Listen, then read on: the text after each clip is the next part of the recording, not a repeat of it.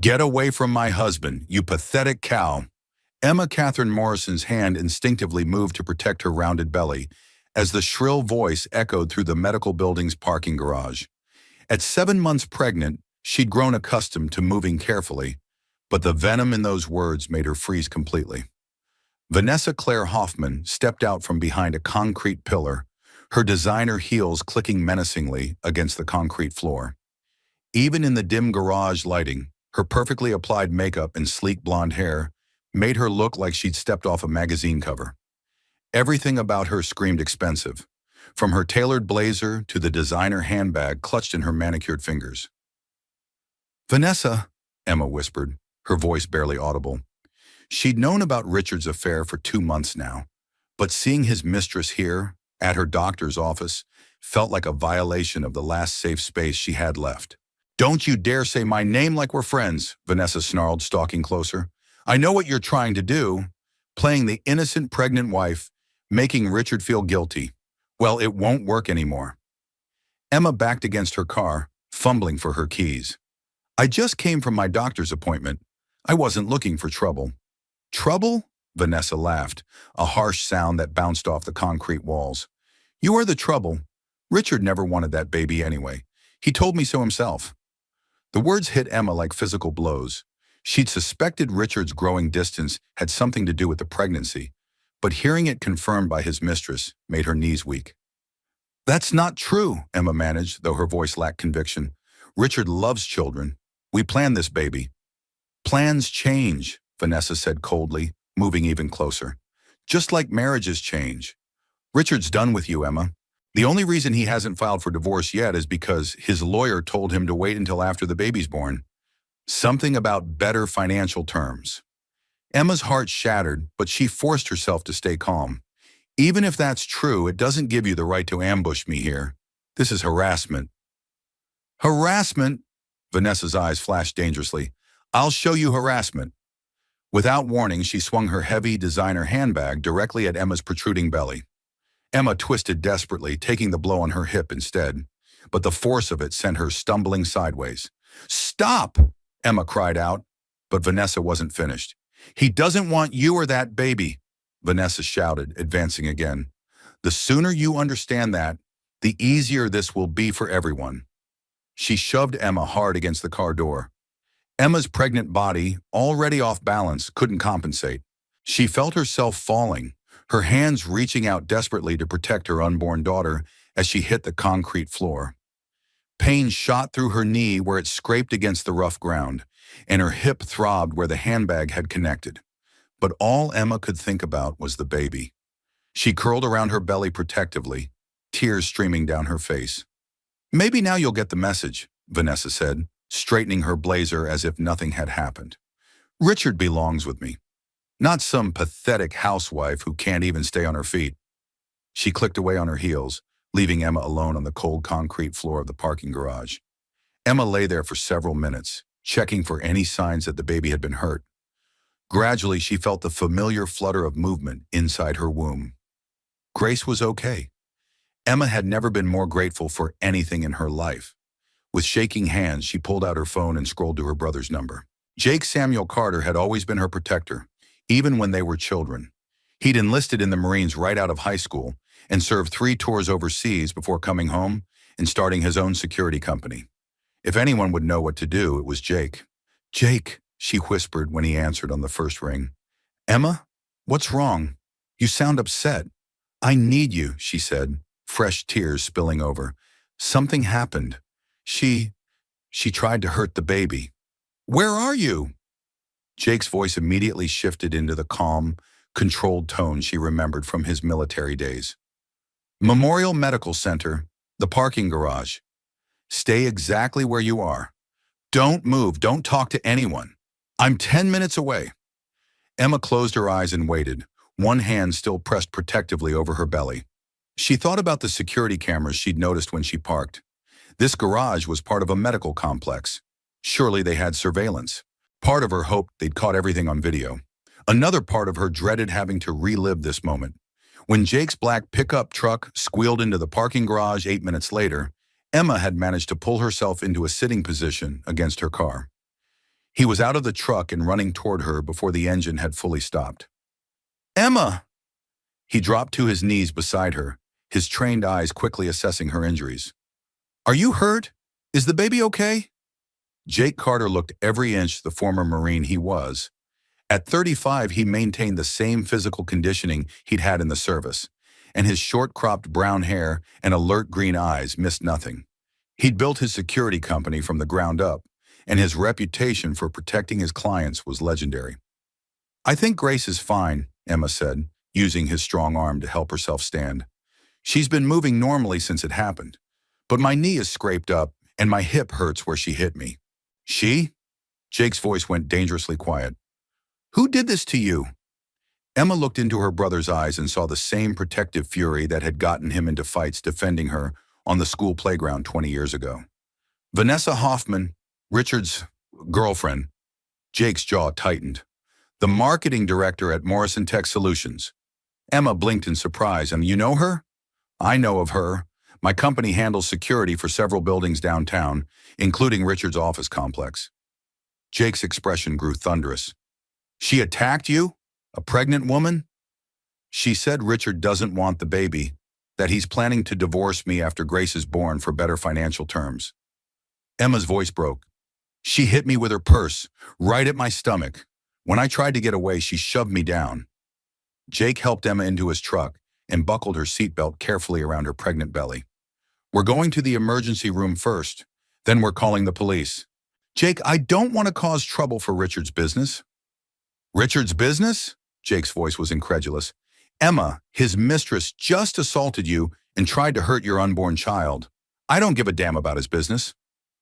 As they drove toward the hospital, Jake made a series of phone calls using his hands-free system.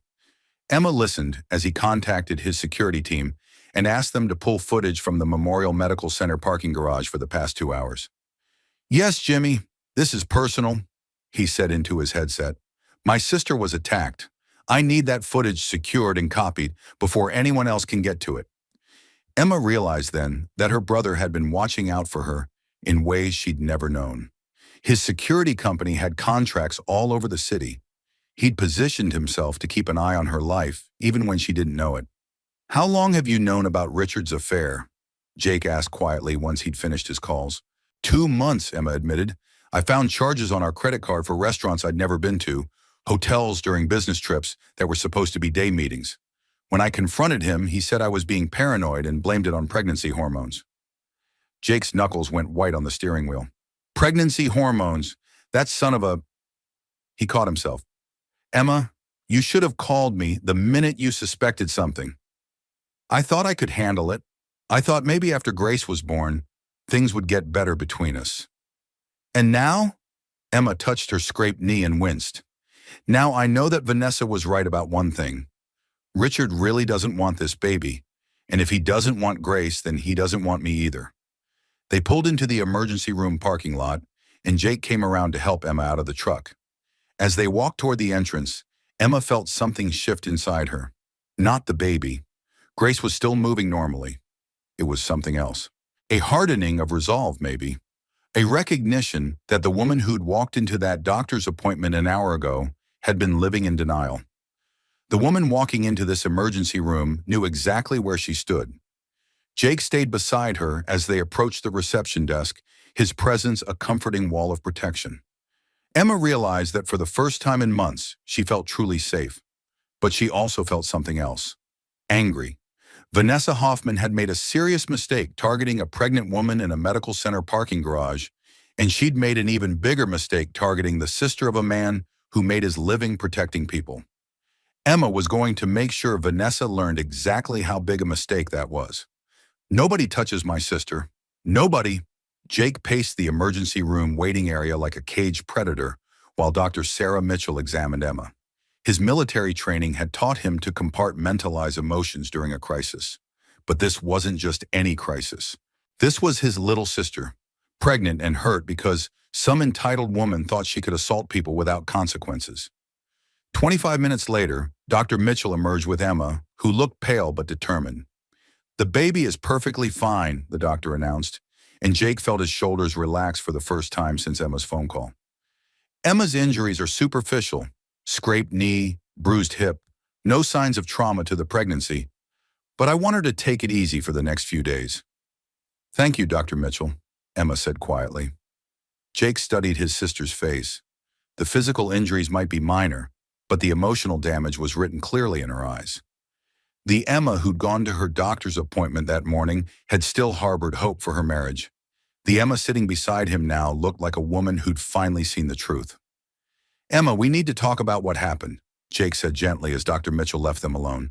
I need details. Everything you remember. I told you already, Vanessa was waiting for me in the parking garage.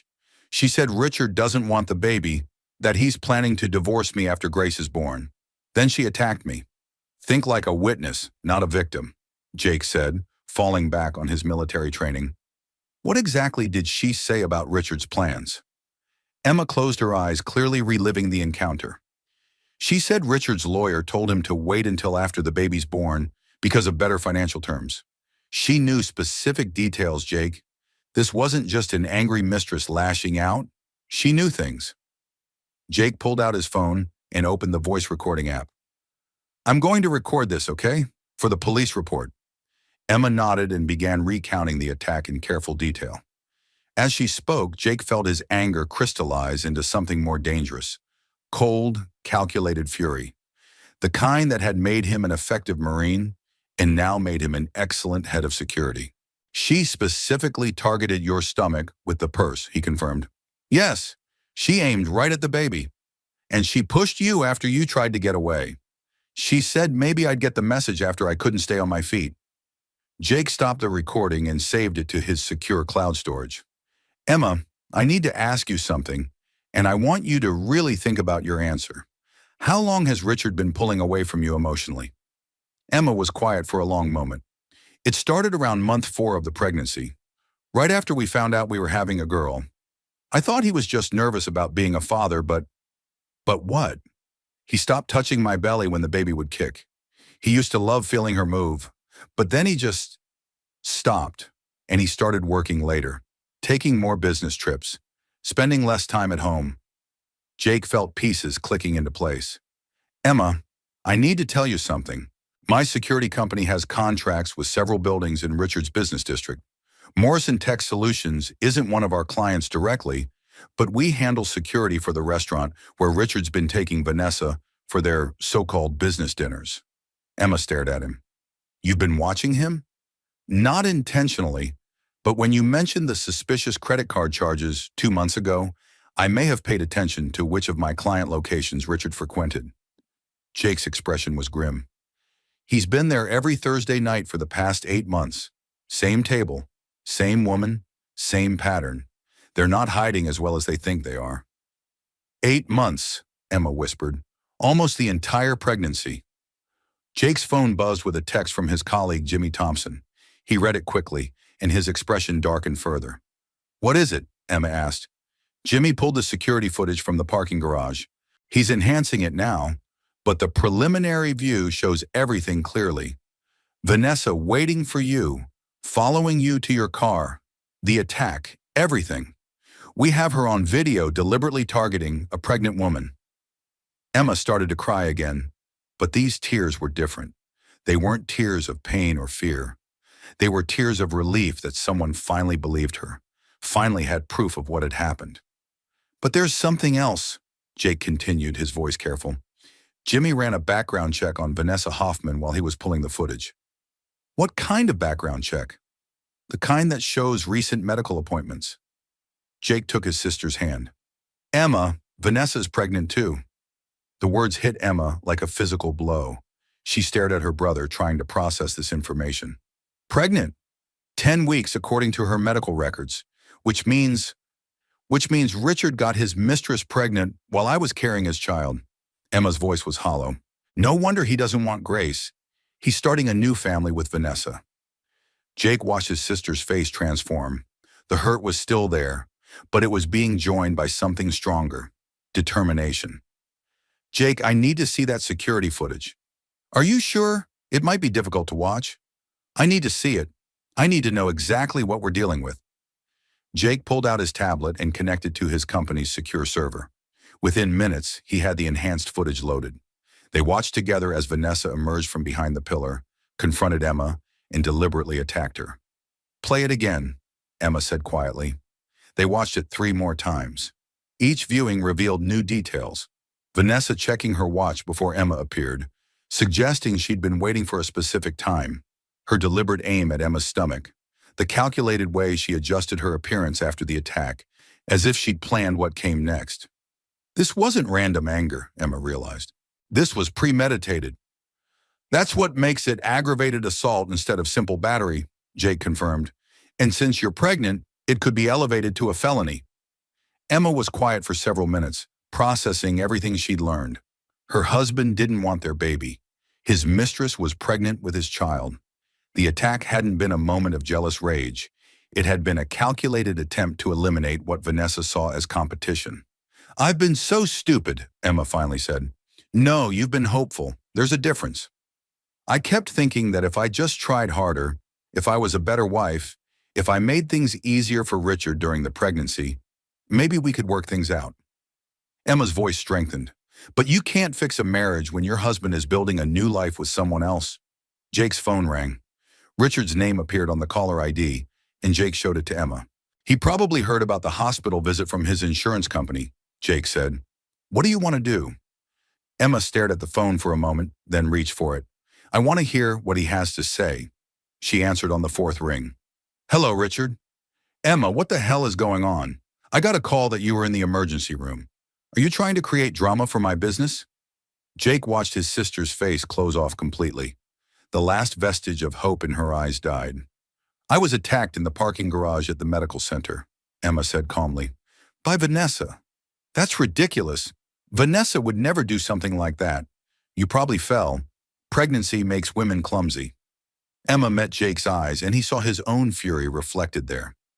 "I see," she said quietly. "So you think I imagined being pushed down and having my pregnant belly targeted with a purse?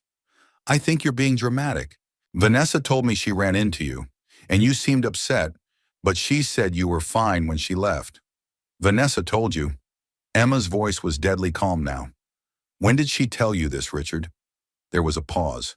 Jake could practically hear Richard realizing he'd revealed too much. "She called me afterward, worried about you. She thought maybe she should have helped you to your car or something." "How thoughtful of her," Emma said. "And I suppose she also told you that she's pregnant." The silence on the other end of the line stretched for nearly 30 seconds. "Richard, we'll discuss this when I get home," he said finally. "No, we won't, because you're not coming home tonight. I'm changing the locks." "You can't change the locks on my house. Watch me." Emma hung up. Jake stared at his sister with new respect. "That was well handled." "I'm done being a victim," Emma said firmly. "Richard made his choice when he decided to start a family with Vanessa. Now I'm making mine. What do you need from me?" Emma looked at the security footage still playing on Jake's tablet, then at the police paperwork Dr. Mitchell had given her for reporting the assault. "I need you to help me protect Grace and myself. And I need you to help me make sure Vanessa Hoffman faces consequences for what she did." Jake smiled grimly. It was the same smile he'd worn when planning military operations, and it had never failed to worry his enemies. "Consider it done." As they left the hospital, Emma felt something she hadn't experienced in months. The absolute certainty that she was no longer alone in this fight. Her millionaire ex-husband might have money and lawyers, but she had something more valuable. She had a brother who understood exactly how to wage war. Vanessa would never do something like that. Richard James Morrison sat in his corner office on the 32nd floor of the Morrison building, staring out at the city skyline while his world crumbled around him. At 32, he'd built Morrison Tech Solutions into a multi-million-dollar consulting firm, but right now he felt like everything was spinning out of control. His phone had been ringing nonstop since Emma's call from the hospital. First his insurance company, asking about an emergency room visit. Then his mother, Patricia Morrison, who'd somehow heard about family drama from one of her society friends. Now Vanessa was calling every 10 minutes, increasingly frantic. "Mr. Morrison?" His assistant's voice came through the intercom. "Ms. Hoffman is here to see you. She says it's urgent." Richard straightened his tie and composed himself. Vanessa couldn't have actually attacked Emma. The very idea was absurd. Vanessa was refined, educated, sophisticated. She managed his company's entire marketing department with professional competence. She wasn't the type of woman who got into physical altercations in parking garages. Send her in. Vanessa swept through his office door in a cloud of expensive perfume, her usual polished appearance slightly disheveled. Her makeup had been reapplied recently, but not quite perfectly, and her hands were shaking as she approached his desk. "Richard, thank God," she breathed, rushing around his desk to embrace him. "I've been so worried. Is Emma all right? When I saw her fall in the parking garage, I was horrified." Richard held her at arm's length, studying her face. "Fall? Emma said you pushed her." "Pushed her?" Vanessa's eyes widened in apparent shock. "Richard, I would never lay a hand on a pregnant woman. I was trying to talk to her, to explain that our relationship isn't just some sordid affair. I thought maybe if she understood how much we love each other, she might be willing to consider an amicable divorce." "And what happened?" "She got hysterical, started screaming at me, calling me names. I tried to calm her down, but she was so agitated that she stumbled and fell. I felt terrible about it." Vanessa's voice broke convincingly.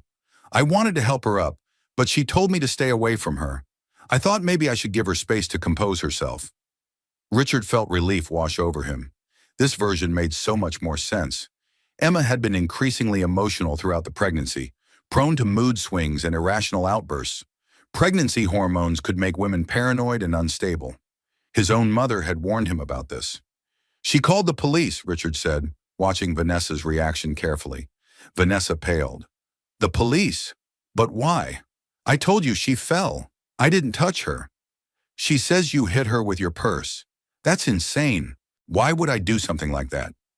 Vanessa moved closer to him, her voice taking on the pleading tone that always made him want to protect her. "Richard, you know me. I'm not violent. I've never hurt anyone in my life." Richard pulled her into his arms, breathing in her familiar scent. Vanessa was everything Emma wasn't. Ambitious, passionate, exciting. She understood his business, supported his goals, and didn't spend their conversations talking about baby names and nursery decorations. "I know," he murmured against her hair. "Emma's just looking for someone to blame for her own clumsiness. The pregnancy has made her unstable." Vanessa pulled back to look at him, her blue eyes bright with unshed tears. "There's something else, Richard. Something I need to tell you." A chill ran down Richard's spine. "What?" "I'm pregnant." Richard stared at her, his mind racing. Pregnant. Vanessa was pregnant, which meant, how long? 10 weeks. I just found out for certain yesterday." Vanessa searched his face anxiously.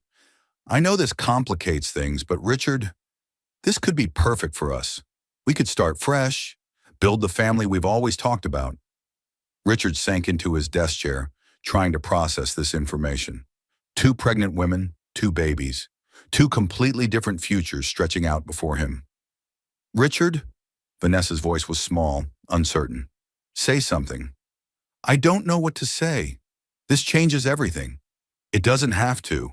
You were already planning to leave Emma after her baby was born. Your lawyer said it would be better financially to wait until then. Now we just have additional motivation to move forward with our plans." Richard looked up at her sharply. "What plans?"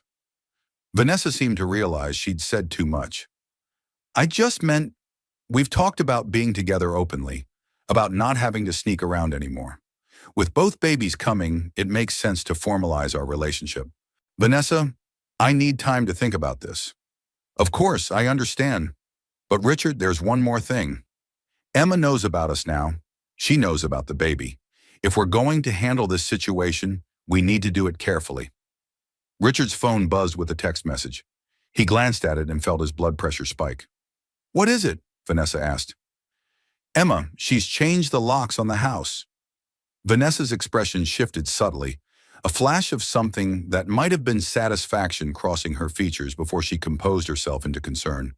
"She can't do that. It's your house. Technically, it's our house. We're married." Richard stood and began pacing. "This is getting out of hand. First the police, now this. Emma's trying to create a public scandal that could damage my business reputation." "Maybe that's exactly what she wants," Vanessa said quietly. "Think about it, Richard. If she can make you look bad publicly, she'll have more leverage in a divorce settlement. She's not as naive as you think she is. Richard stopped pacing. He'd never considered that Emma might be playing a strategic game. But Vanessa was right. Emma had shown surprising cunning in changing the lock so quickly. And calling the police over what was obviously an accident showed a level of calculated manipulation he hadn't expected from his wife. "You might be right," he said slowly. "Emma's always been more clever than she lets on."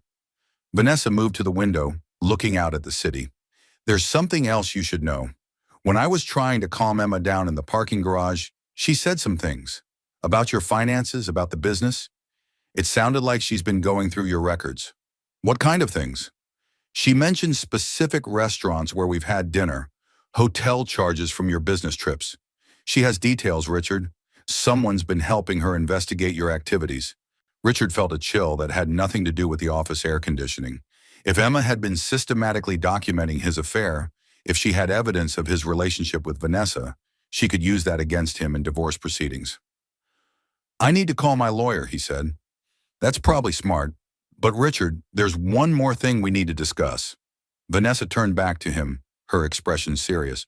"My condition, the pregnancy. If this situation becomes public, if there's a court battle, the stress could be dangerous for the baby." Richard felt a surge of protectiveness. Whatever his feelings about Emma's pregnancy, this baby was different. This baby represented his future with Vanessa, his chance at the life he really wanted. "I won't let that happen," he said firmly. "I'll handle Emma. I'll make sure this doesn't turn into a public spectacle." Vanessa smiled, but there was something cold in her expression. "I know you will. You always protect the people you love." As Vanessa left his office, Richard tried to focus on damage control. He called his lawyer, scheduled an emergency meeting, and began planning his response to Emma's accusations. But part of his mind kept circling back to something Vanessa had said. Emma had fallen in the parking garage, but Vanessa had known specific details about Emma's investigation into their affair. Details that suggested their encounter hadn't been the chance meeting Vanessa had described. Richard pushed the thought away. Vanessa loved him. She was carrying his child. She would never deliberately hurt Emma or lie to him about something so serious. But as he stared out at the city skyline, Richard couldn't quite shake the feeling that he was missing something important. Something that could change everything he thought he knew about the women in his life. 3 floors down, in his building security office, Jake Samuel Carter was reviewing footage that would soon prove Richard's faith in Vanessa was catastrophically misplaced. But Richard didn't know that yet. For now, he was still living in a world where his mistress was innocent, his wife was unstable, and his biggest problem was managing a public relations nightmare. That illusion wouldn't last much longer. This isn't just assault. This is attempted harm to an unborn child. Detective Lisa Reynolds had seen plenty of domestic violence cases in her 15 years with the police department, but there was something particularly disturbing about the security footage playing on her computer screen. The calculated nature of the attack, the deliberate targeting of a pregnant woman's belly, the casual way the perpetrator walked away afterward. It all spoke to a level of premeditation that elevated this beyond a simple assault. "Mrs. Morrison, I want you to walk me through the events again," Detective Reynolds said, her voice gentle but professional. "Start from when you left your doctor's appointment." Emma sat in the uncomfortable plastic chair across from the detective's desk, Jake beside her for moral support.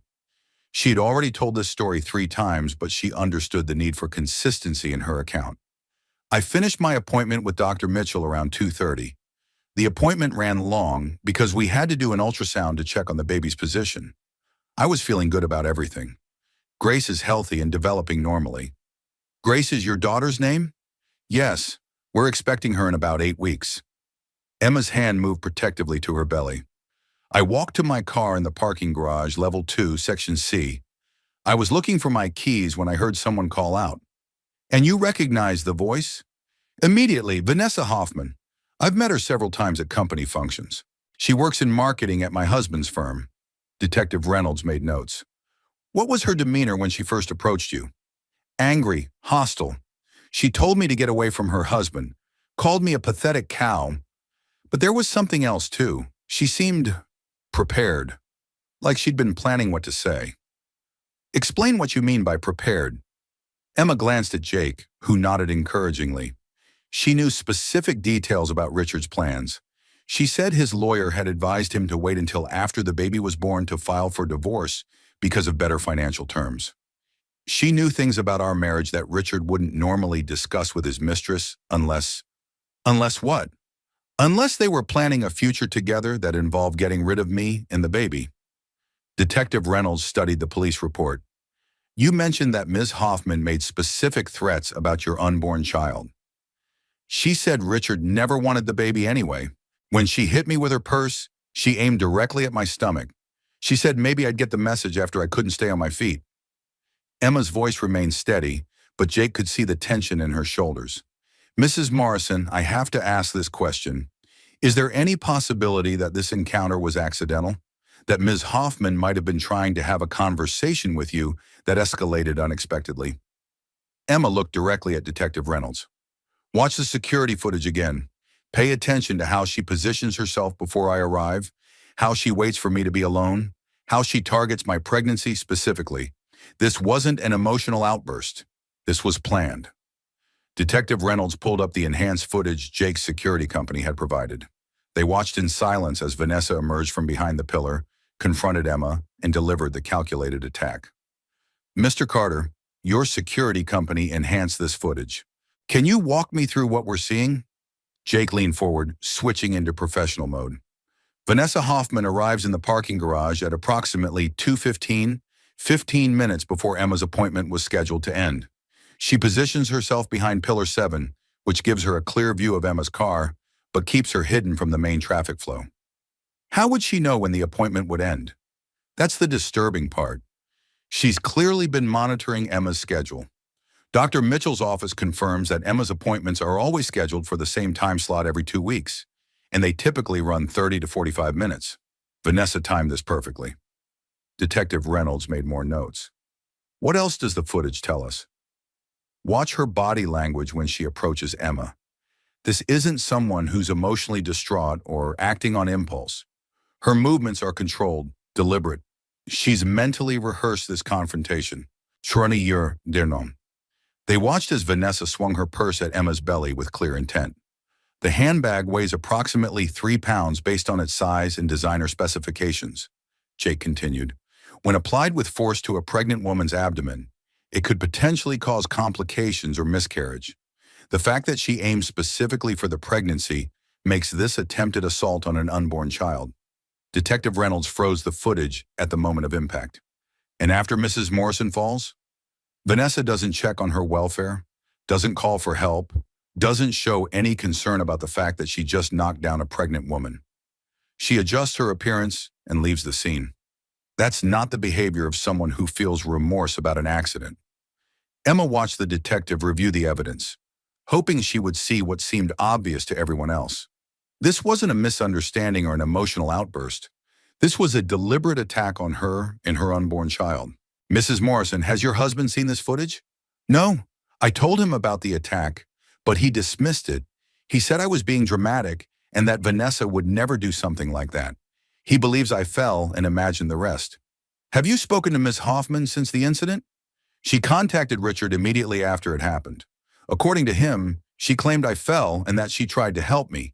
He believes her version of events. Detective Reynolds closed the file and looked at Emma directly. Mrs. Morrison, based on the evidence we have, the security footage, your injuries, the premeditated nature of the attack, I'm going to arrest Ms. Hoffman on charges of aggravated assault. The fact that you're pregnant elevates this to a felony. Emma felt a surge of relief and vindication. Thank you. However, I need to warn you that this is likely going to become complicated. Ms. Hoffman will undoubtedly hire an expensive lawyer. There may be attempts to discredit your testimony or suggest that you're an unstable pregnant woman seeking attention. Are you prepared for that? Emma looked at Jake, then back at Detective Reynolds. Detective, 3 hours ago, I thought my biggest problem was a cheating husband.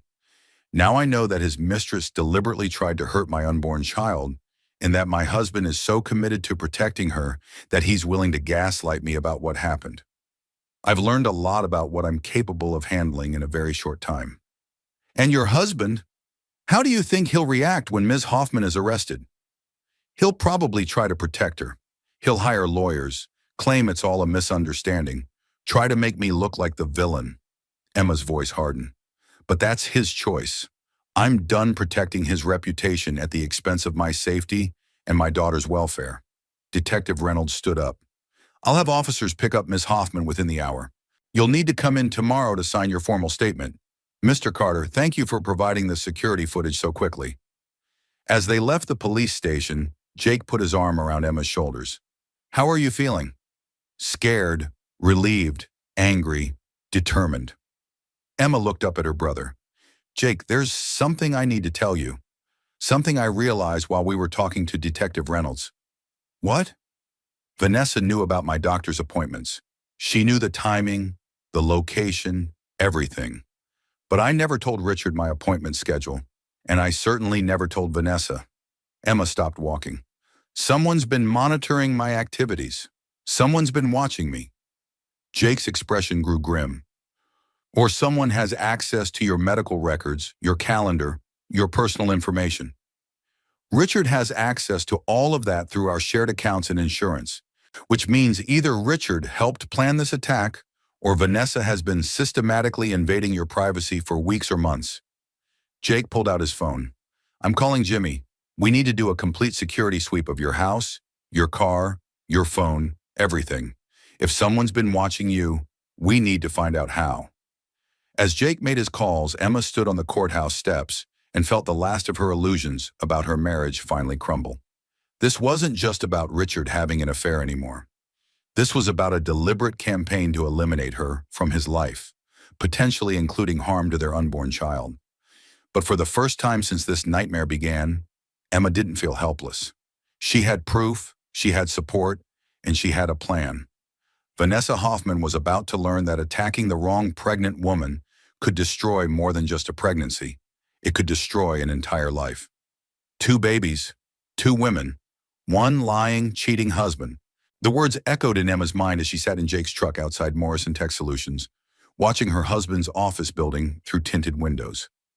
It had been 6 hours since Detective Reynolds had arrested Vanessa Hoffman, and Richard's response had been exactly what Emma had predicted: denial, anger, and an immediate call to his lawyer. Are you sure you want to do this? Jake asked for the 3rd time. We could wait until tomorrow, give you time to process everything that's happened. I need to see his face when he tries to explain this, Emma replied, her hand resting on her pregnant belly. I need to hear him try to justify why his mistress knew my medical schedule well enough to ambush me. Jake's phone buzzed with a text from Jimmy Thompson. Vanessa made bail 2 hours ago. Her lawyers already filed motions claiming you're an unstable pregnant woman who's fabricating evidence to secure a better divorce settlement. Of course she did, Emma's voice was bitter. What else did Jimmy find? Her phone records show she's been calling Richard every day for the past 2 months, sometimes multiple times per day. The day of the attack, she called him immediately afterward. That contradicts her story about being worried about helping you. And? Jake hesitated. There's something else. Jimmy ran a deeper background check on Vanessa. She's not just pregnant, Emma. She's been seeing a specialist. Emma turned to stare at her brother. What kind of specialist? High-risk pregnancy. She's been having complications. Spotting, elevated blood pressure, threatened miscarriage. Her medical records show she was advised to avoid stress and physical exertion. So she's risking her own pregnancy by attacking me? That's what makes this even more disturbing. She was so desperate to eliminate you as competition that she was willing to risk her own baby's health to do it. Emma absorbed this information, feeling another piece of the puzzle click into place. Jake, I want to talk to her. Absolutely not. Not alone, with you there, in a public place, somewhere safe. I need to understand why she did this. Jake studied his sister's face. Emma, you're not thinking clearly. You've been through a traumatic experience today. I'm thinking more clearly than I have in months. Emma's voice was firm.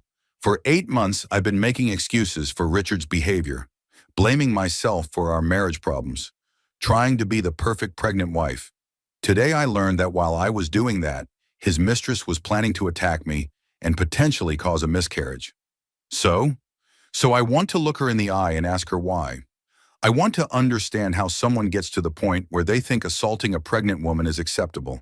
And I want her to know that I'm not going away quietly. Jake was quiet for several minutes, clearly weighing the risks. If we do this, it's going to be completely controlled. Public location, recording everything, minimal contact. And the moment she shows any sign of aggression or instability, we leave. Agreed.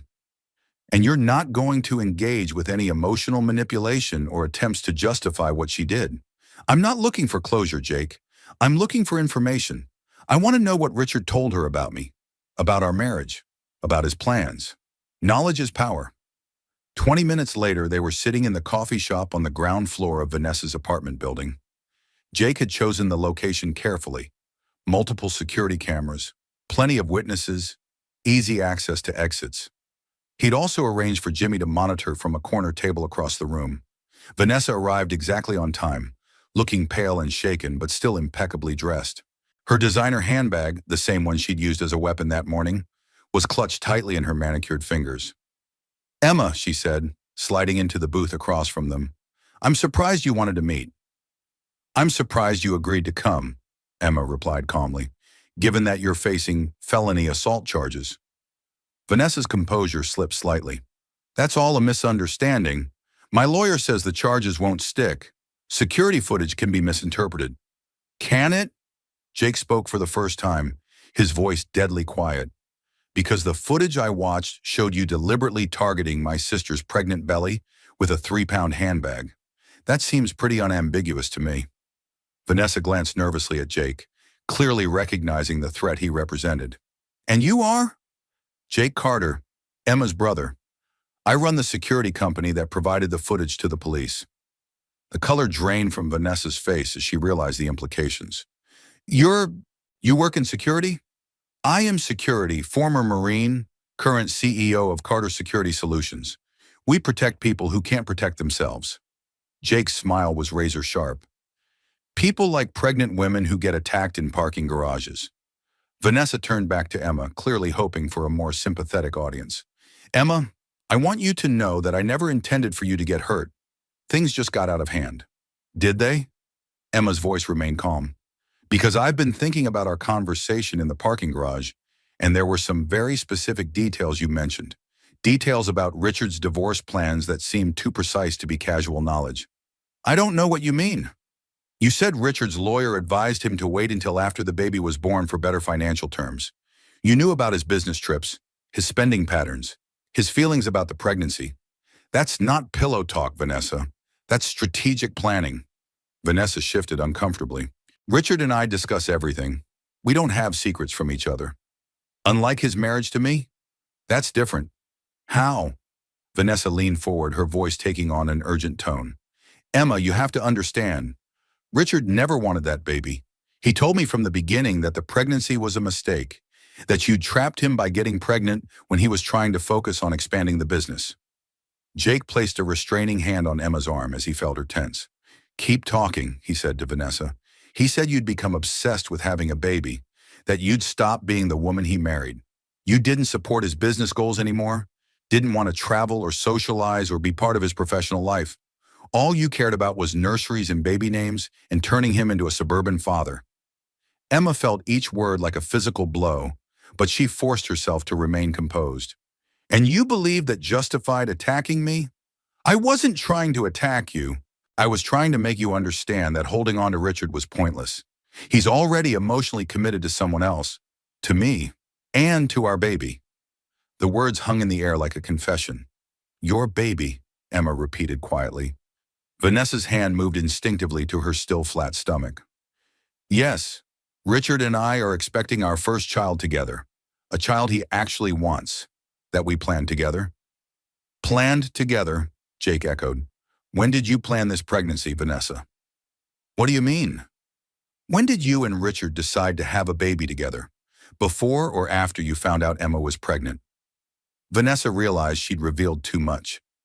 "That's not... It's complicated." "I don't think it's complicated at all," Emma said softly.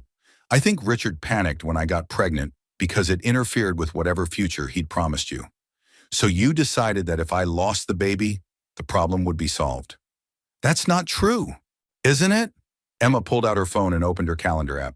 Let's see. You've been having an affair with Richard for 8 months. You got pregnant 10 weeks ago. I'm 31 weeks pregnant, which means you conceived your baby right around the time Richard would have been feeling trapped by my pregnancy becoming obviously visible. Jake watched Vanessa's face carefully as Emma laid out the timeline. The woman was clearly struggling with how much to admit. The timing is interesting, Jake added conversationally. It suggests that either you got pregnant accidentally at a very convenient time, or you got pregnant deliberately to give Richard an alternative to the family he already had. You don't understand what it's like, Vanessa said desperately. Emma, Richard loves me. He wants to build a life with me. Your pregnancy was just an obstacle to overcome. Emma stared at this woman who had attacked her and their unborn children with such casual cruelty and felt something cold settle in her chest. You're right, Emma said quietly. I don't understand what it's like to be the kind of person who would deliberately harm an innocent baby to get what I want. I don't understand how someone gets to the point where they think attempted murder is an acceptable solution to relationship problems. It wasn't attempted murder. You deliberately targeted my pregnant belly with a heavy object, hoping to cause a miscarriage. What would you call it? Vanessa stood up abruptly, her composure finally cracking.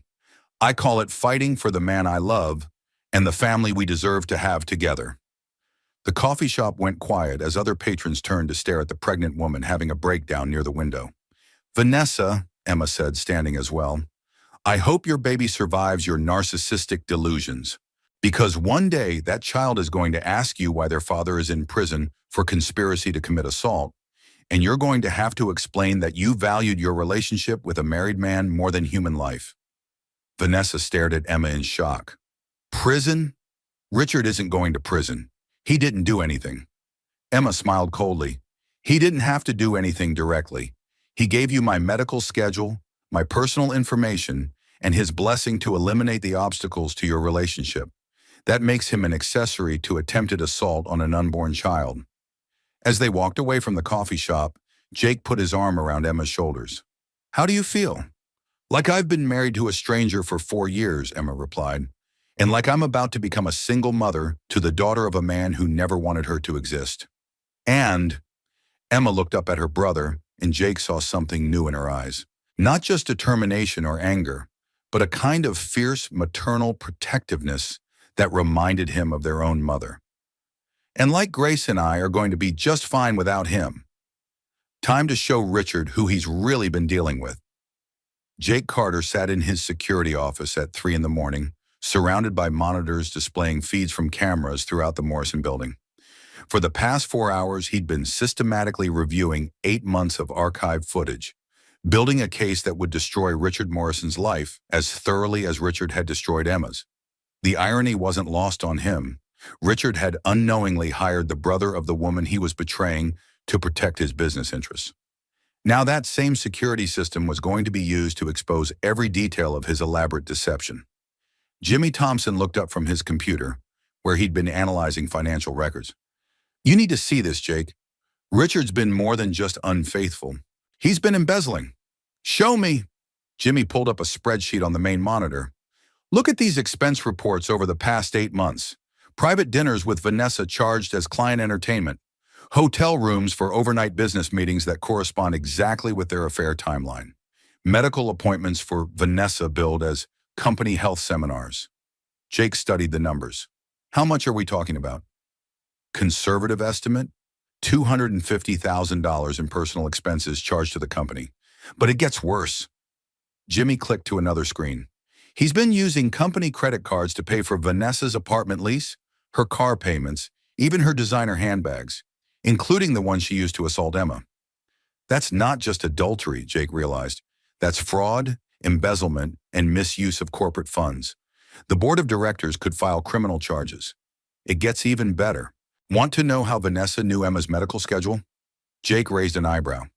Richard's been accessing Emma's medical records through their shared insurance account and forwarding the information to Vanessa. Look at this. Jimmy pulled up a series of emails. Every time Emma had a doctor's appointment, Richard would send Vanessa a message with the date, time, and location.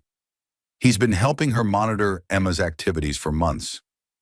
Jake felt his anger crystallize into something much more dangerous. Strategic planning. Jimmy, I need you to prepare 3 separate evidence packages. One for the police, one for the board of directors, and one for Emma's divorce lawyer.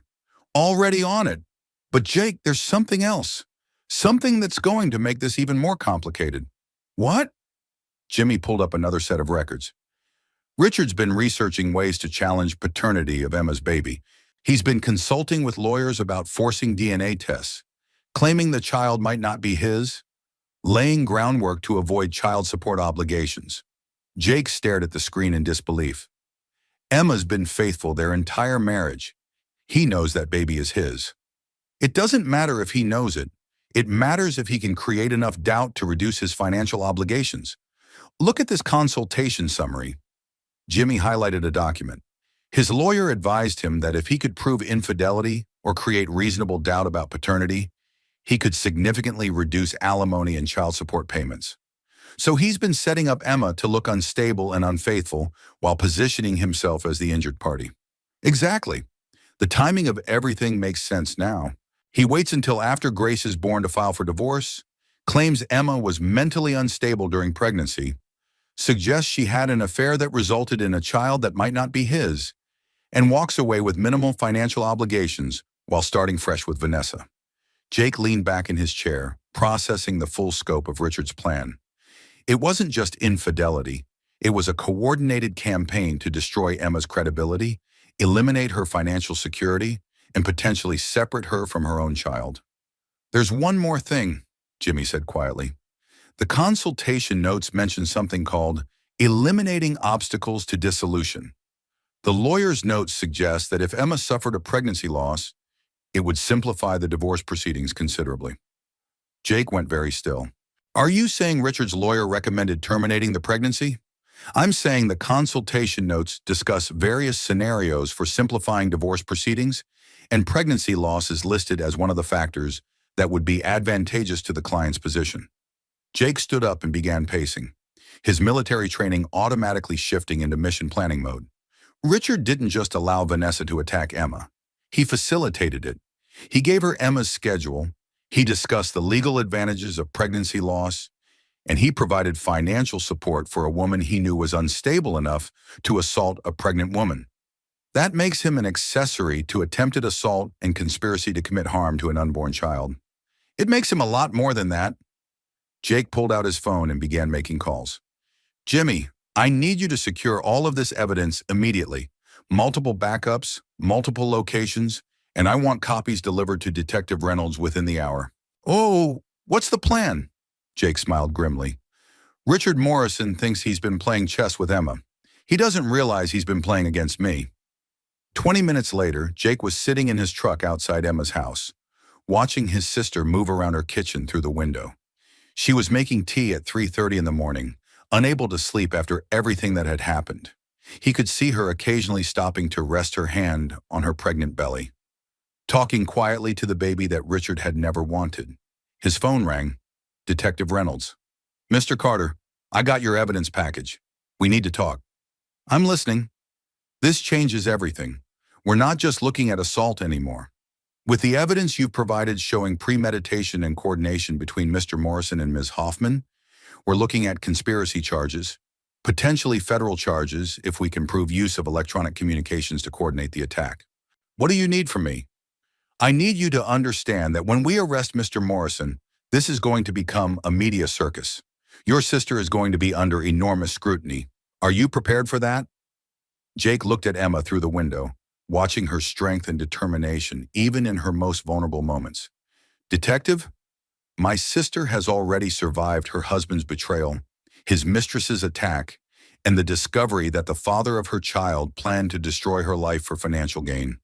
I think she can handle whatever the media throws at her. And you? This is going to expose your role in gathering evidence against your sister's husband. There could be accusations of entrapment, invasion of privacy, corporate espionage. My security company had legitimate contracts with multiple buildings in the downtown area. Richard Morrison hired me to protect his interests. I've simply documented evidence of crimes committed within my surveillance areas. Everything I've gathered is legal and admissible. Mr. Carter, there's something else you should know. Ms. Hoffman is claiming that Mrs. Morrison provoked the attack by threatening her pregnancy. She's saying your sister deliberately tried to cause her stress to harm her baby. Jake felt his temper flare. That's absurd. I know, but it's going to be her defense strategy. She's going to claim that Mrs. Morrison is the aggressor, that she was defending herself and her unborn child from threats. The affair, the pregnancy, everything becomes ammunition for painting your sister as an unstable woman who attacked her husband's pregnant mistress. Do they have any evidence supporting that story? None. But they have expensive lawyers and a lot of motivation to discredit Mrs. Morrison's testimony. This is going to be a fight. Jake thought about everything Emma had been through, everything she was still facing. A complicated divorce, single motherhood, rebuilding her life from scratch. She deserved better than to spend the next year battling lies and manipulation in court. Detective Reynolds, what if I told you I could provide additional evidence that would make their defense strategy impossible to maintain? What kind of evidence? The kind that shows Richard Morrison not only knew about the attack in advance, but actively encouraged it by discussing the legal benefits of pregnancy loss with his divorce attorney. There was a long pause. Mr. Carter, if you have evidence of that level of premeditation, we're not just talking about assault and conspiracy anymore. We're talking about attempted murder. I know, the question is, are you prepared to prosecute a millionaire ex-husband for conspiracy to commit attempted murder of his wife and unborn child? Mr. Carter, if the evidence supports those charges, I'll prosecute anyone regardless of their bank account. Good, because Richard Morrison is about to learn that money can't buy you protection from the consequences of your actions. As Jake ended the call, he looked at Emma's house one more time. Tomorrow, her world was going to change again, but this time, it would be changing in her favor. Richard Morrison had made one crucial mistake in his elaborate plan to destroy Emma's life. He'd hired the wrong man to protect his secrets. Now those secrets were about to destroy him instead. Surprised to see me, brother-in-law? Richard Morrison looked up from his computer as Jake Carter entered his office without knocking. It was 8:30 in the morning, and Richard was already dealing with calls from reporters asking about Vanessa's arrest. The last thing he needed was his head of security bothering him with routine matters. Jake, whatever security issues you need to discuss can wait. I'm dealing with a family crisis right now. No, and actually, the security issues I need to discuss are directly related to your family crisis. Jake closed the office door behind him and engaged the lock. Mind if I sit down? Something in Jake's tone made Richard look up more carefully. There was a cold professionalism in the other man's voice that Richard had never heard before. What's this about?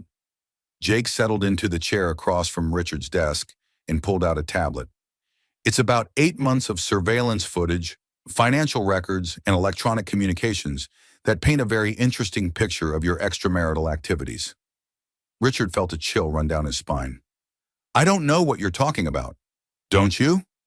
Jake tapped the tablet screen, and suddenly the office's main monitor displayed crystal clear footage of Richard and Vanessa entering the Marriott downtown. March 15th, you charged this hotel room as client entertainment for a non-existent meeting with Peterson Industries. Oster, Richard stared at the screen, his mind racing. Jake, I can explain. Can you? Because I have 7 more instances of you and Ms. Hoffman using company funds for personal activities. Hotel rooms, restaurants, medical appointments, even the lease on her apartment. $250,000 in embezzled funds over 8 months. The monitor switched to a financial spreadsheet showing every fraudulent charge in detail. Richard felt his world beginning to crumble. How did you... Those records are confidential. Not when they involve potential criminal activity in buildings under my security contract.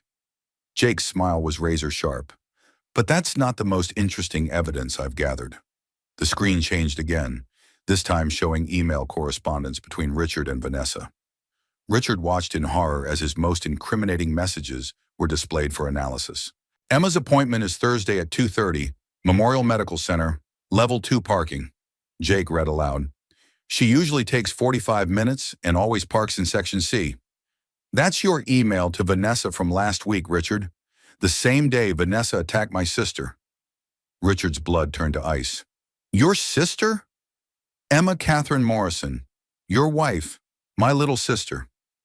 Jake leaned forward, and Richard saw something dangerous in his eyes. Did you really think you could destroy Emma's life without anyone noticing? Did you think you could embezzle from your own company, conspire to harm your pregnant wife, and get away with it? I never conspired to harm anyone. Jake tapped the tablet again. The monitor now showed consultation notes from Richard's divorce attorney. Client inquired about legal advantages of pregnancy loss and dissolution proceedings, Jake read.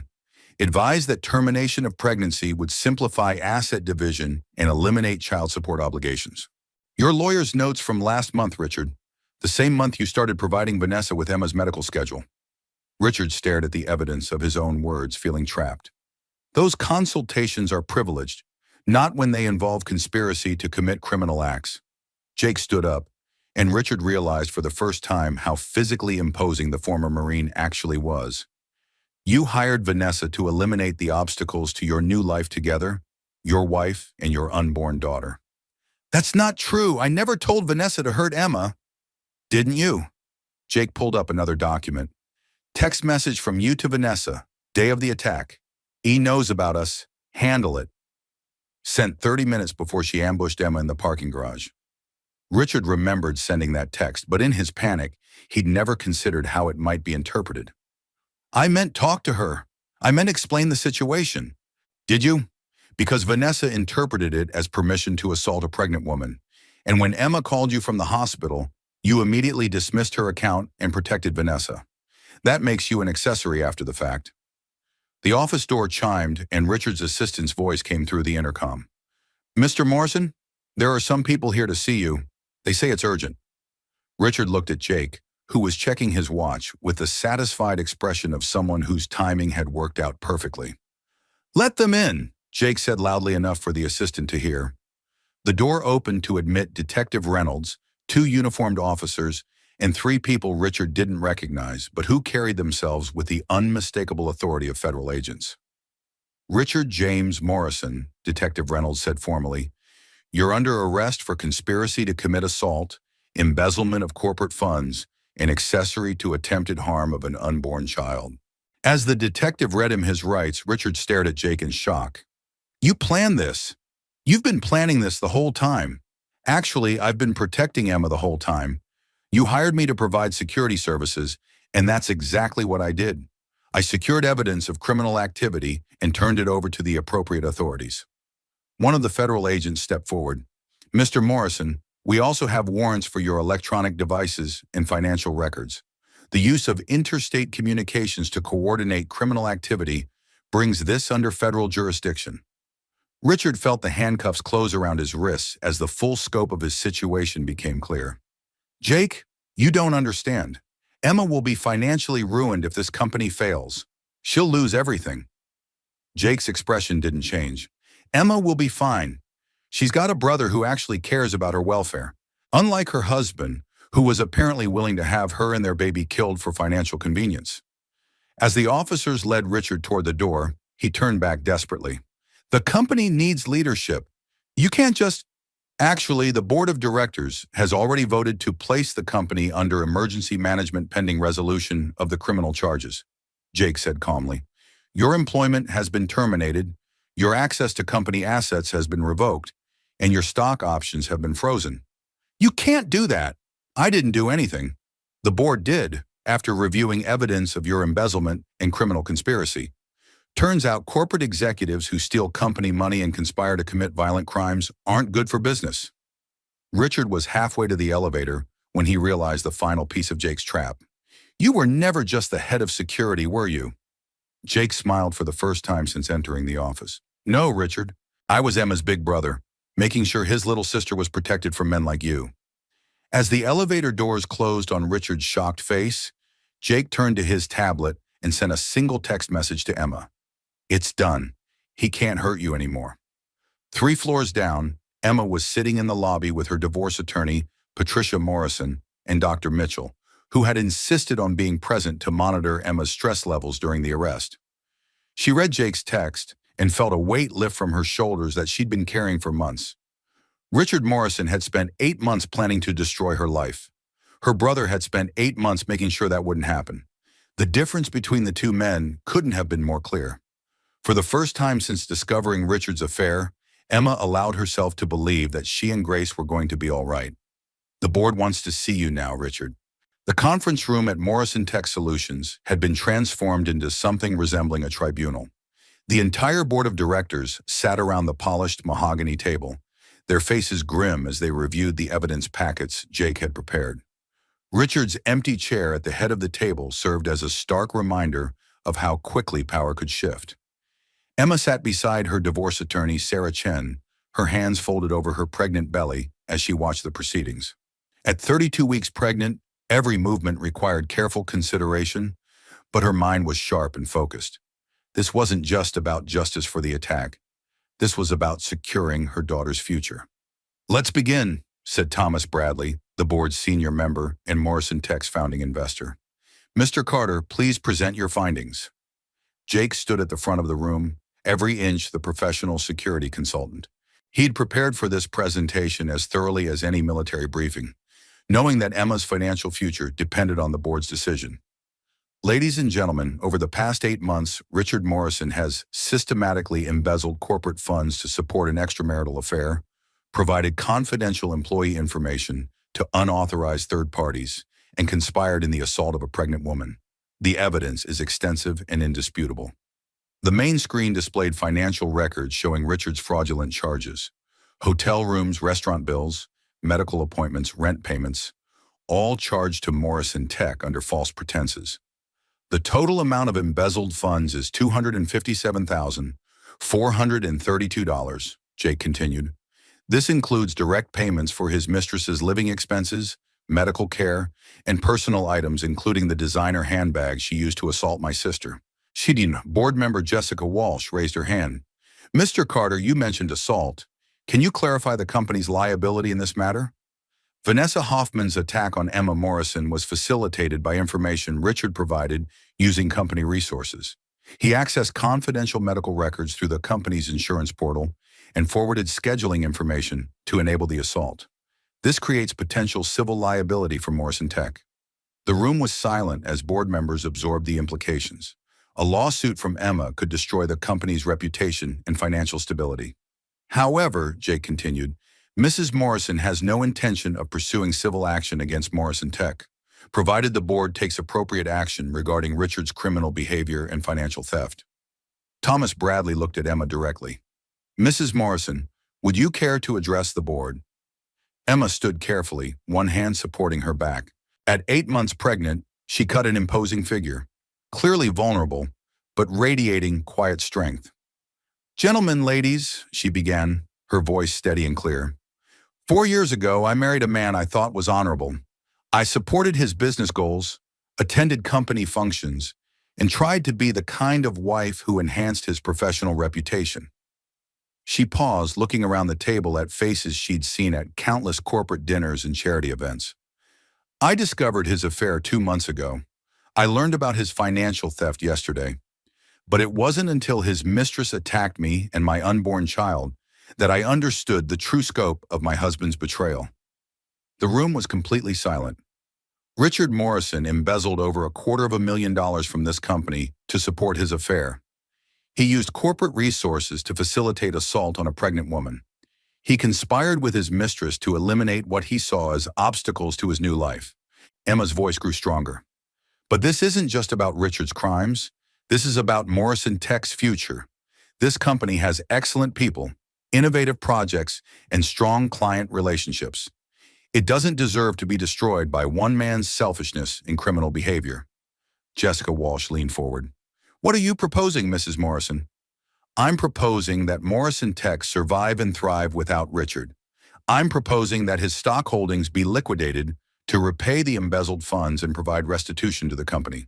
And I'm proposing that this board choose leaders who understand that integrity isn't just a corporate buzzword.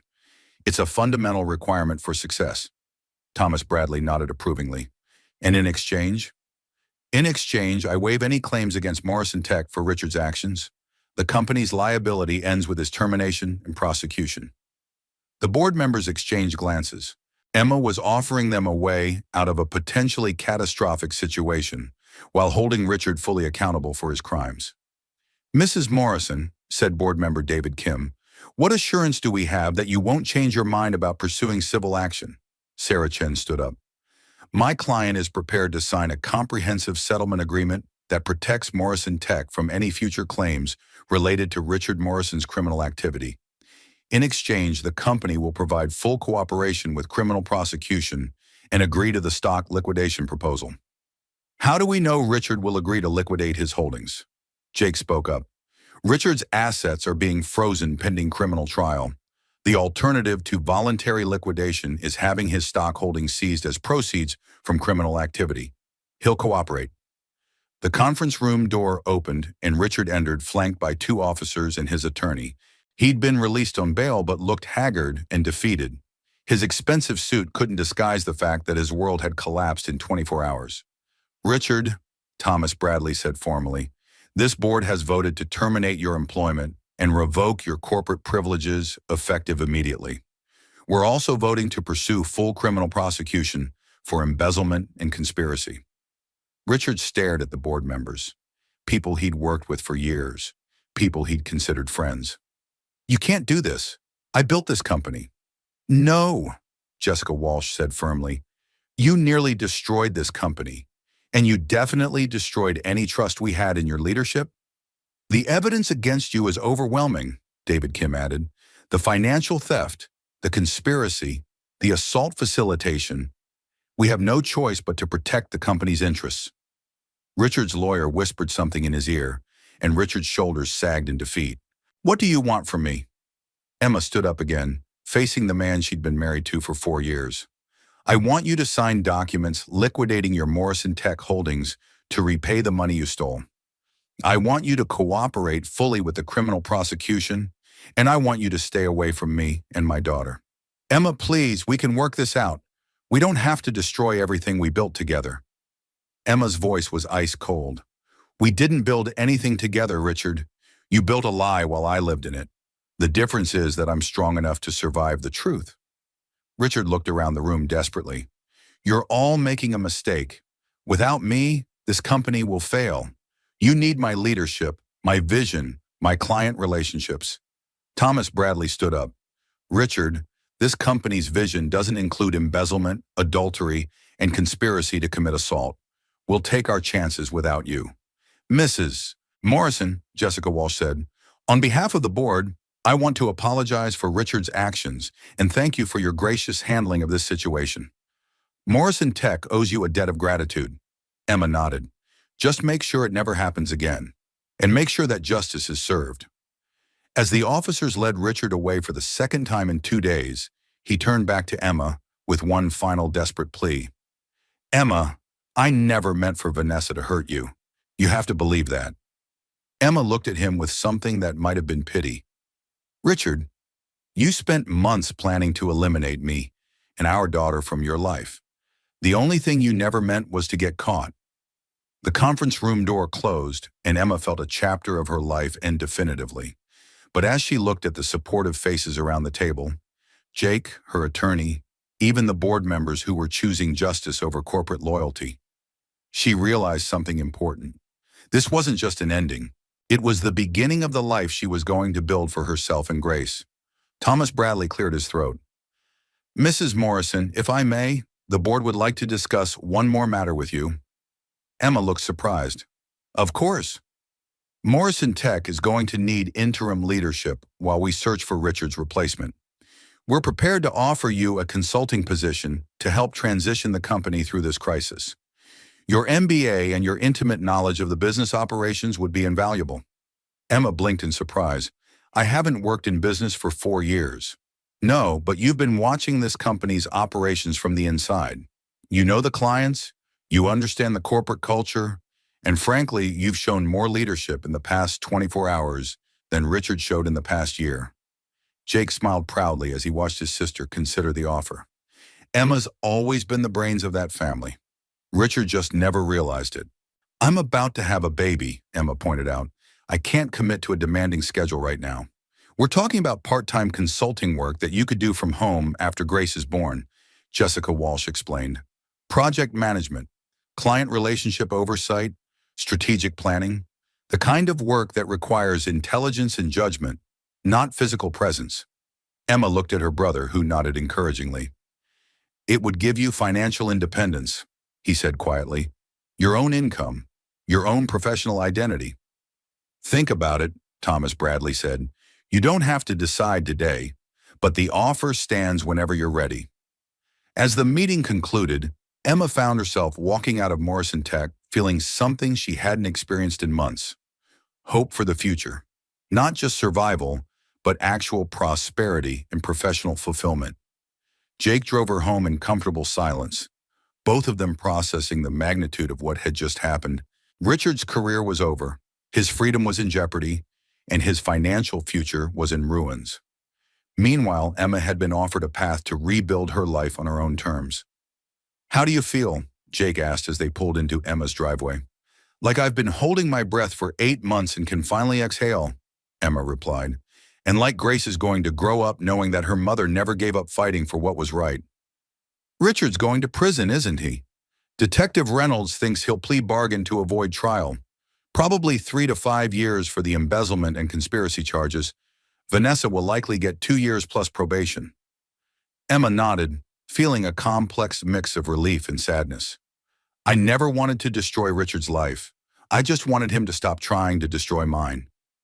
He destroyed his own life the moment he decided that his mistress and his money were more important than his pregnant wife. You just made sure there were consequences for that choice. As they sat in the driveway, Emma felt Grace kick strongly, as if the baby was responding to the reduced stress in her mother's body. She's active today, Emma said, smiling as she felt her daughter moving. Grace knows her mom just won a major victory. She's celebrating. Emma laughed, and Jake realized it was the first time he'd heard his sister truly laugh in months. Jake, I need to ask you something. Anything. How long have you been planning this? The investigation, the evidence gathering, the coordination with the police and the board? Jake was quiet for a moment. The night you called me from the parking garage. When I saw what Vanessa had done to you, when I realized Richard was protecting her instead of you, I knew this was war. And in war, you use every weapon at your disposal. You used your security company to destroy your own client. I used my security company to protect my sister and my niece from people who wanted to hurt them. Richard stopped being my client the moment he became a threat to my family. Emma reached over and squeezed her brother's hand. Thank you. For everything. For believing me. For protecting us. For making sure that justice was served. Thank you for being strong enough to fight back. A year ago, you might have just accepted Richard's version of events and blamed yourself. Today, you stood up in front of that board and demanded accountability. Grace is going to be proud of her mom. As Emma walked into her house now, not Richard's, she felt the weight of the past 24 hours, settling into something like peace. The man who had betrayed her trust was facing justice. The woman who had attacked her was in custody.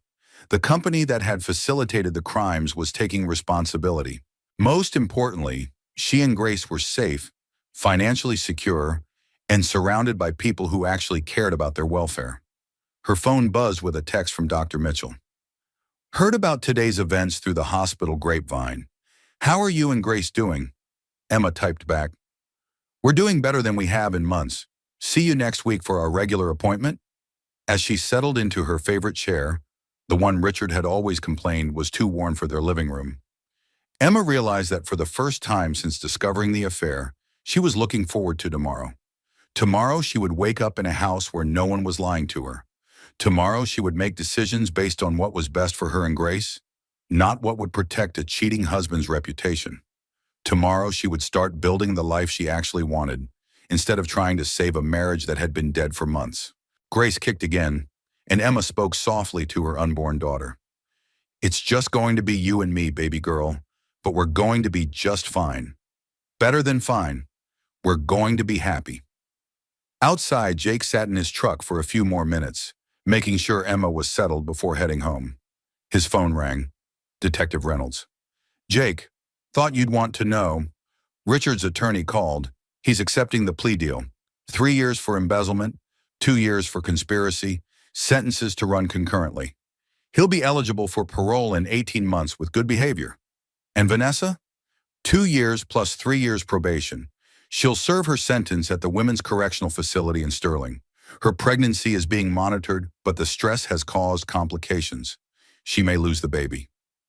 Jake felt a moment of sadness for the innocent life caught in the middle of adult selfishness and cruelty. And the civil proceedings? Emma's settlement with Morrison Tech is being finalized tomorrow. She's walking away with a clean slate and a consulting contract. Richard's stock liquidation will cover the embezzlement restitution and provide Emma with additional financial security. So it's over. The criminal case is over. But Jake, you should know that Richard's been making statements about appealing, about fighting the charges, about proving that Emma orchestrated everything as revenge for his affair. Jake's jaw tightened. Let him try. Every piece of evidence we gathered is legitimate and admissible. Richard's problem isn't the evidence against him. It's that the evidence is overwhelming. Just wanted you to be prepared. Men like Richard don't go down quietly. After ending the call, Jake looked up at Emma's house one more time. The lights were on in what would soon be Grace's nursery, and he could see Emma moving around, probably checking on the baby furniture and preparations for her daughter's arrival. Richard Morrison could make all the threats and file all the appeals he wanted. It wouldn't change the fundamental truth. He had betrayed his family, stolen from his company, and conspired in the assault of his pregnant wife. Those weren't crimes that money or lawyers could make disappear. And Emma wasn't the naive, trusting woman she'd been 8 months ago. She was a mother preparing to raise her daughter with the knowledge that strength and integrity mattered more than wealth and status. Richard had lost far more than his freedom and his money. He'd lost the chance to be part of something good and pure and hopeful. That was a loss no appeal could ever reverse. Sometimes the worst things lead to the best outcomes. 3 months later, Emma Catherine Morrison cradled her newborn daughter in the rocking chair Jake had built for the nursery. Grace Elizabeth Carter Morrison, Emma had legally changed both their names after the divorce, was a perfect, healthy 7-pound miracle with her mother's dark hair and her uncle's determined chin. She's beautiful, Em, Jake said softly, sitting on the floor beside the rocking chair. Absolutely perfect. Emma looked down at her sleeping daughter and felt a peace she'd never experienced before. The past 3 months had been a whirlwind of legal proceedings, medical appointments, and preparation for single motherhood, but they'd also been the most honest and authentic months of her adult life. Dr. Mitchell says Grace is developing exactly as she should, Emma said, adjusting the baby's blanket. 10 fingers, 10 toes, strong lungs, and apparently her father's stubborn streak. Her father's stubborn streak is going to serve her well in life, Jake replied. Speaking of which, how was your meeting with Morrison Tech yesterday? Emma smiled. They officially offered me the position of Director of Strategic Development, part-time for the first year, with an option to go full-time when Grace is older. The salary is enough to maintain the house and build a real college fund for Grace. And you're accepting?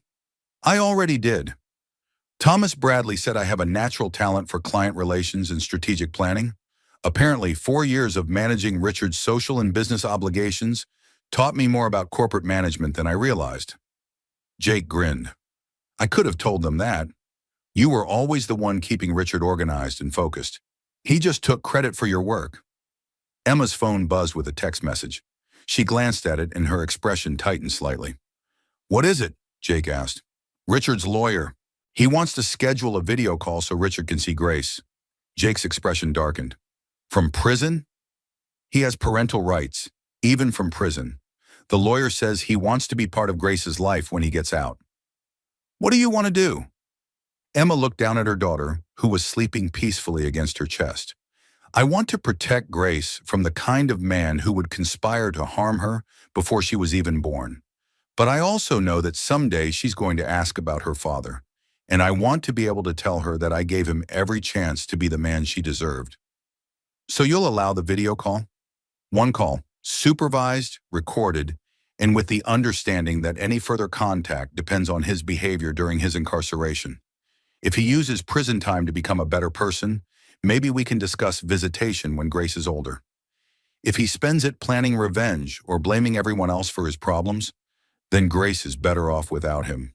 Jake nodded approvingly. That's fair, more fair than he deserves, but fair. Emma's doorbell rang, and Jake went to answer it while Emma stayed with Grace.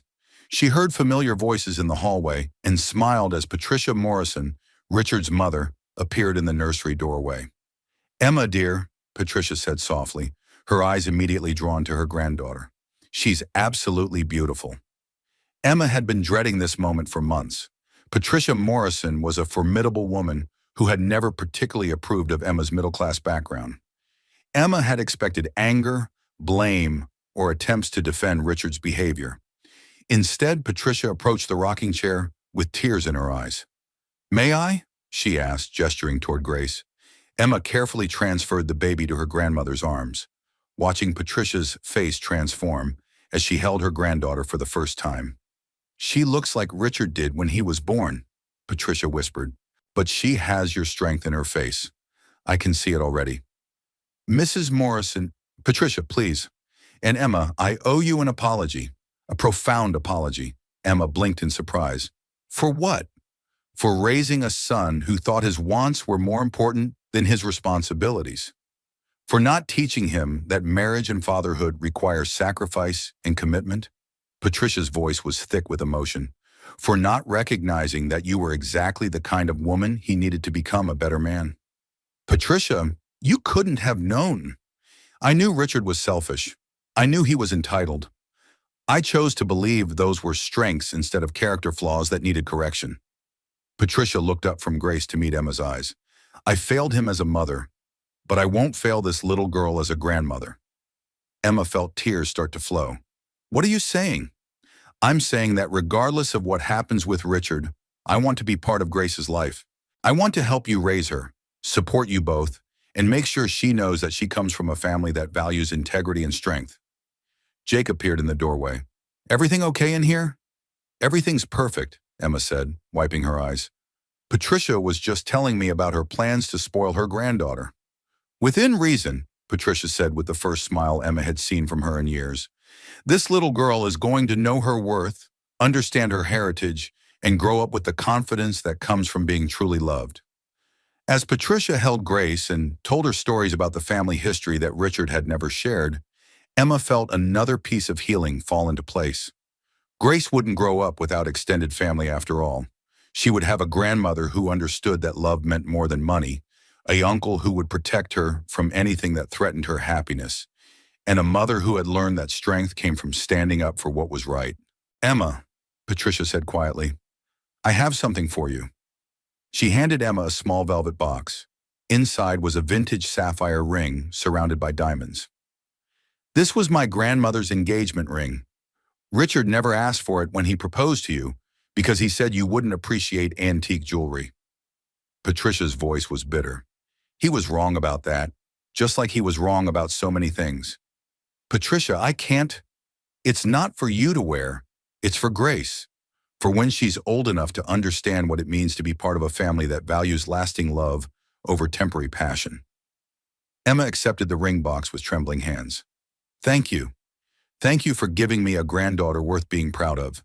And thank you for being strong enough to protect her when her father wouldn't."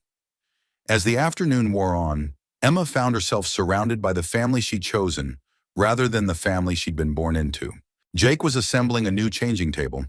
Patricia was organizing Grace's wardrobe by size and season, and Dr. Mitchell had stopped by to check on both mother and baby. "Your recovery is remarkable," Dr. Mitchell told Emma as she finished her examination. "Physically and emotionally, you're healthier than you were during most of your pregnancy." "Stress is a powerful thing," Emma replied. "When I was living with Richard's lies and betrayal, my body was constantly fighting anxiety and uncertainty. Now that I know the truth and I'm in control of my own life, everything feels easier." "Speaking of which, have you thought about dating again? It's normal for new mothers to wonder about future relationships." Emma looked at Grace, who was awake and alert in her grandmother's arms. "Right now, I'm focused on being the best mother I can be. But someday when I'm ready, I want to find someone who loves Grace as much as they love me. Someone who sees her as a blessing, not an obstacle." "You will," Dr. Mitchell said confidently. "You're a remarkable woman, Emma. Any man would be lucky to be part of your family." As evening approached and the visitors departed, Emma found herself alone with Grace for the first time since bringing her home from the hospital. She carried her daughter to the window that overlooked their small backyard, where Jake had built a swing set in anticipation of Grace growing old enough to use it. "This is your world, baby girl," Emma said softly. "It's not the world I thought I was giving you when you were still in my belly. It's smaller, quieter, less luxurious. But it's honest. Everyone who loves you in this world loves you for who you are, not what you can do for them." Grace made a small cooing sound, as if she approved of the arrangement. "Your daddy made some very bad choices," Emma continued. "Someday, when you're old enough to understand, I'll tell you the whole story. But I want you to know that his failures don't define you. You get to choose the kind of person you become." Emma's phone buzzed with a text from an unknown number. She almost ignored it, but something made her check. "Emma, this is Dr. James Peterson from Children's Hospital. Patricia Morrison gave me your number. I'd like to take you to dinner sometime and meet Grace. If you're interested, my number is 550147. No pressure." "James," Emma smiled. Patricia had mentioned that one of her charity board colleagues was a pediatrician who had recently lost his wife to cancer.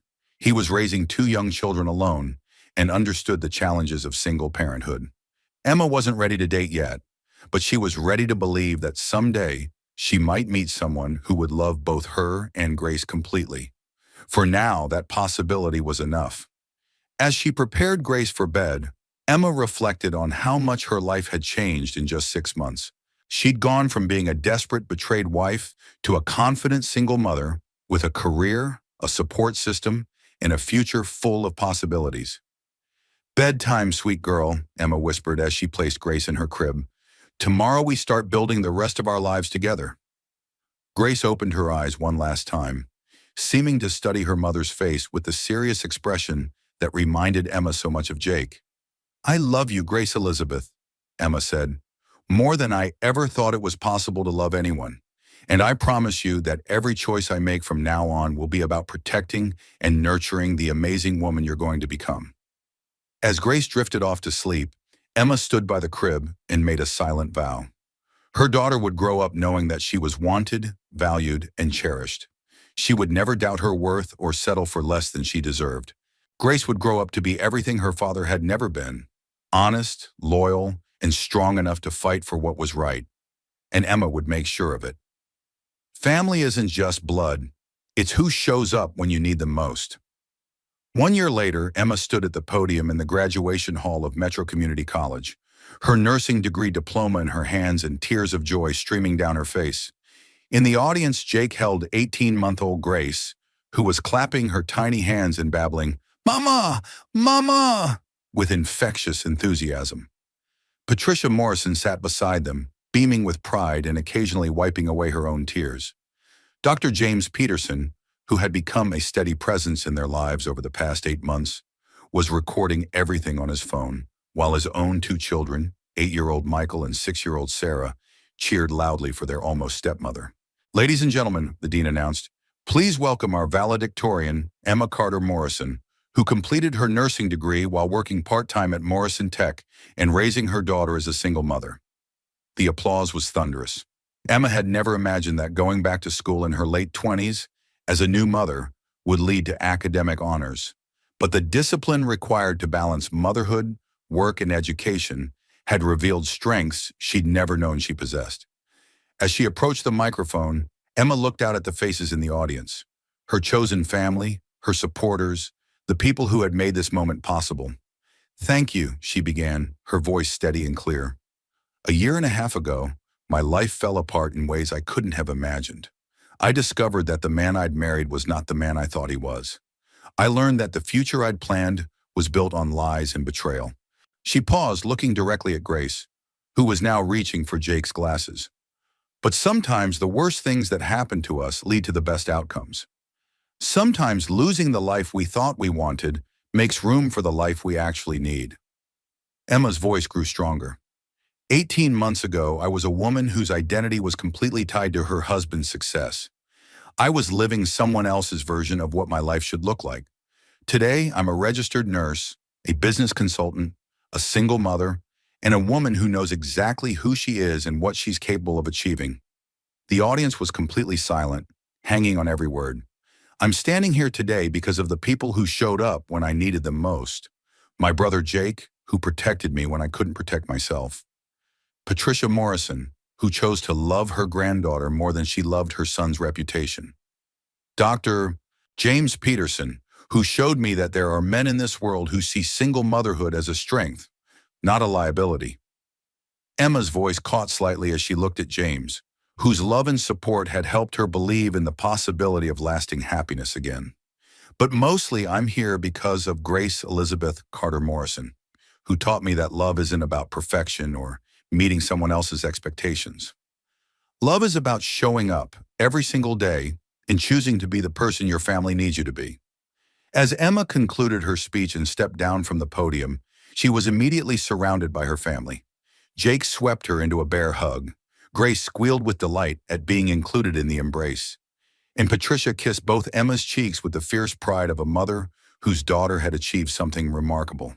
"I'm so proud of you," James said quietly, wrapping his arms around Emma and Grace together. "You're the strongest woman I've ever known." "We're proud of you too, Mama Emma," Sarah Peterson said, using the name she'd chosen for her almost stepmother. "You're going to help so many sick people get better." Michael nodded seriously. "And you're teaching Grace to be strong like you." Emma knelt down to hug both children, marveling at how naturally they'd accepted her and Grace into their family. James had been widowed for 3 years when they met, and his children had been hungry for the kind of maternal love Emma was eager to give. "Come on," Jake said, hoisting Grace onto his shoulders. "We have reservations at that fancy restaurant downtown. Time to celebrate properly." As they walked toward the parking lot, Emma reflected on the journey that had brought her to this moment. Richard was still in prison, having served 14 months of his 3-year sentence. He'd written several letters requesting visitation with Grace, but Emma had declined. According to Patricia, who maintained minimal contact with her son, Richard spent most of his time planning lawsuits against Emma, Morrison Tech, and even Jake's security company. He remained convinced that he was the victim of an elaborate conspiracy rather than the architect of his own downfall. Vanessa had been released after serving 18 months and had immediately moved to another state. She'd lost her baby due to complications from stress and had apparently sworn off relationships with married men permanently. Emma occasionally wondered if Vanessa had learned anything from the experience, but mostly she felt grateful that chapter of her life was definitively closed. Morrison Tech was thriving under new leadership. Emma's consulting work had evolved into a full-time position as Director of Strategic Development, and she'd been instrumental in landing several major contracts that had doubled the company's revenue. Thomas Bradley frequently joked that they should have fired Richard years earlier and promoted Emma instead. "Penny for your thoughts," James said, falling into step beside her as they reached their cars. "Just thinking about how different everything is now," Emma replied. "A year ago, I was terrified about how I was going to support Grace and myself. Now I'm making more money than Richard ever gave me access to, and I'm doing work that actually matters." "And you're happy?" Emma looked at Grace, who was chattering away in her own toddler language, while Jake pretended to understand every word. She looked at Patricia, who was already planning Grace's second birthday party with the enthusiasm of a woman making up for lost time. She looked at Michael and Sarah, who treated Grace like their beloved little sister, and Emma like the mother they'd been missing. "I'm happy," she said, meaning it completely. "For the first time in my adult life, I'm genuinely, authentically happy." James took her hand. "Good, because I have something I want to ask you later." Emma's heart skipped, but she decided not to pressure him for details. She'd learned that the best things in life unfolded in their own time, and trying to rush or control outcomes usually led to disappointment. At dinner, Patricia stood up to make a toast. "To Emma, who taught us all that strength isn't about avoiding hardship. It's about facing it with grace and coming out stronger on the other side." "To Grace," Jake added, "who will grow up knowing that she's surrounded by people who would move mountains to protect her happiness." "To family," James said, looking meaningfully at Emma, "the kind we choose and the kind we build together." As they clinked glasses and shared stories about Emma's academic journey, Emma felt a profound sense of completion. Not the kind of completion that came from checking items off a list, but the deep satisfaction that came from becoming the person she was meant to be. After dinner, while the children played in the restaurant's small play area, and Patricia and Jake argued good-naturedly about Grace's bedtime routine, James led Emma onto the restaurant's outdoor terrace. "Emma," he said, taking both her hands in his, "this past year with you and Grace has been the best year of my life since Sarah died." Emma's breath caught as James dropped to one knee and pulled out a small velvet box. "I know we haven't been together very long, and I know your life is complicated, and I know that taking on two more children isn't exactly what you might have planned for yourself." "James," Emma whispered, tears starting to flow. "But I love you. I love Grace. I love the family we've started to build together. Will you marry me?"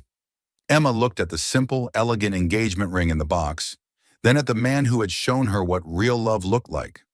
James had never tried to change her, never asked her to be anything other than exactly who she was. He supported her career, adored her daughter, and treated her like an equal partner in every decision that affected their growing family. "Yes," she said without hesitation. "Yes, absolutely, yes." As James slipped the ring onto her finger, Emma heard cheering from inside the restaurant. Through the window, she could see Jake, Patricia, and the children watching the proposal with huge grins. "They were in on this?" Emma laughed. "Your brother threatened to hurt me if I didn't ask for his permission first," James admitted, and Patricia insisted on approving the ring. She said Grace's stepfather needed to understand the family standards for jewelry. Emma threw her arms around James's neck, overwhelmed with gratitude for the life she'd built from the ashes of her first marriage. This wasn't the fairy tale she'd imagined at 24. It was better. It was real, honest, and built on a foundation of mutual respect and shared values. "I love you," she whispered against his ear. "I love you and Michael and Sarah and the life we're going to build together." "We're going to be happy," James said confidently. "All of us. For a very long time." As they walked back into the restaurant to share their news with the family, Emma caught sight of her reflection in the window. The woman looking back at her was confident, radiant, and at peace. She looked nothing like the frightened, betrayed wife who had been attacked in a parking garage 18 months earlier. That woman had been broken by betrayal and rebuilt by love. She'd learned that strength came not from avoiding conflict, but from facing it with integrity. She'd discovered that the best revenge against people who tried to destroy you was living well and raising good children. Most importantly, she'd learned that family wasn't defined by blood or legal documents. Family was defined by who showed up when you needed them most, who celebrated your victories, and who helped you become the best version of yourself. As Grace toddles over to her mother and future stepfather, babbling excitedly about the pretty ring, Emma lifted her daughter into her arms and felt the last piece of her healing fall into place. Richard Morrison had given her a daughter and then tried to destroy them both. But his betrayal had led Emma to discover reserves of strength she'd never known she possessed. His absence from their lives had made room for people who truly loved and supported them. In trying to eliminate Emma from his life, Richard had accidentally given her the greatest gift imaginable, the chance to become the woman she was always meant to be. "Thank you," Emma whispered to Grace, who was now trying to eat her engagement ring. "Thank you for making me a mother. Thank you for giving me a reason to fight. Thank you for teaching me what unconditional love really means." Grace looked up at her mother with Jake's determined eyes and Emma's compassionate smile. And Emma knew with absolute certainty that this little girl would grow up knowing exactly how much she was worth. That knowledge would be Emma's greatest legacy and Richard's greatest loss. Some stories end with revenge. This one ended with something much more powerful: redemption, resilience, and the unshakable knowledge that love always wins in the end. Outside the restaurant, snow was beginning to fall, blanketing the city in pristine white. Inside, Emma Carter Morrison was surrounded by her chosen family, planning a wedding, celebrating a graduation, and building a future that was more beautiful than any dream she'd ever dared to imagine. The parking garage where her nightmare had begun was less than a mile away, but that felt like a lifetime ago, experienced by a different woman entirely. This woman, this strong, educated, professionally successful, deeply loved woman, had been forged by fire and emerged as pure gold, and she was just getting started.